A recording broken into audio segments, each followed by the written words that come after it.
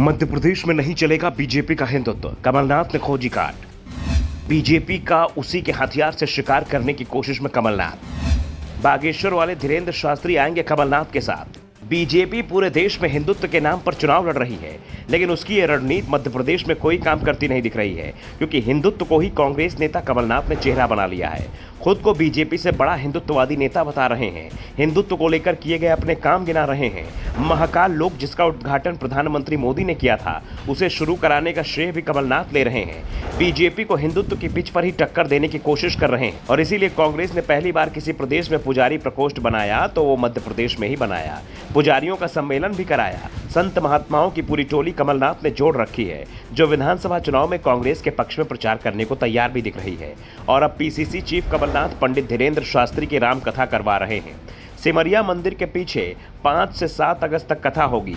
कथा से पहले कलश यात्रा भी निकाली जाएगी। इसके लिए मारुति नंदन सेवा समिति के संयोजक आनंद बख्शी, पूर्व मुख्यमंत्री कमलनाथ और सांसद नकुल नाथ तैयारियों में जुटे हैं। राम कथा की खास बात यह है कि इसके लिए आयोजन समिति ने 12 किसानों से कुल 25 एकड़ जमीन 2 महीने के लिए किराए पर ली है। प्रति एकड़ 18,000 रुपए किराया भी दिया गया है। आयोजन समिति ने किसानों की जमीन पर रामकथा के दौरान उन्हें नुकसान नहीं उठाना पड़े, इसलिए ये भुगतान एडवांस कर दिया है। इसके अलावा सभी 12 किसानों को पंडित धीरेन्द्र शास्त्री के दर्शन का भी आश्वासन दिया गया है। इस तरह 2 महीने के लिए 25 एकड़ जमीन का किराया 4.5 लाख दिया जा चुका है। 2.5 लाख वर्ग फीट में 88 लाख रुपए के 3 डोम, 30 LED स्क्रीन, 5,000 वर्ग फीट का स्टेज और एक साथ 1.5 लाख श्रद्धालुओं की बैठने की व्यवस्था की जा रही है। वैसे कांग्रेस नेता दावा कर रहे हैं कि भीड़ इससे ज्यादा हो सकती है, उसकी वैकल्पिक व्यवस्था भी की जा रही है। दरअसल कमलनाथ को इस बात का एहसास है कि मध्य प्रदेश में अल्पसंख्यक वोटों से राजनीति नहीं हो पाएगी, क्योंकि यहाँ मुस्लिम वोट 6 से 7% के करीब है। भोपाल और इंदौर को छोड़ दिया जाए तो कहीं भी अल्पसंख्यक आबादी इतनी नहीं है कि कोई सीट निकाली जा सके।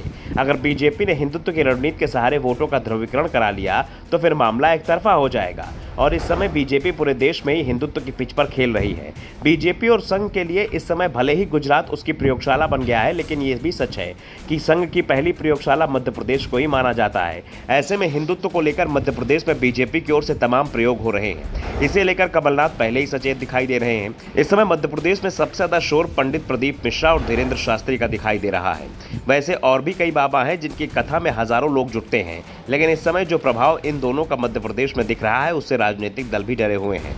प्रदीप मिश्रा की तो कई बार कथाओं में कमलनाथ शामिल भी हो चुके हैं। उनके प्रदीप मिश्रा से अच्छे संबंध हैं, और अब धीरेन्द्र शास्त्री को भी कथा के माध्यम से साधने की कोशिश हो रही है। दूसरे राज्यों में भले ही कांग्रेस धीरेन्द्र शास्त्री की कथा से दूरी बना रही हो, लेकिन मध्य प्रदेश में उन्हें अपने पाले में करने की कोशिश में जुटी हुई है। इसलिए धीरेन्द्र शास्त्री के लिए स्पेशल व्यवस्था भी करवाई जा रही है।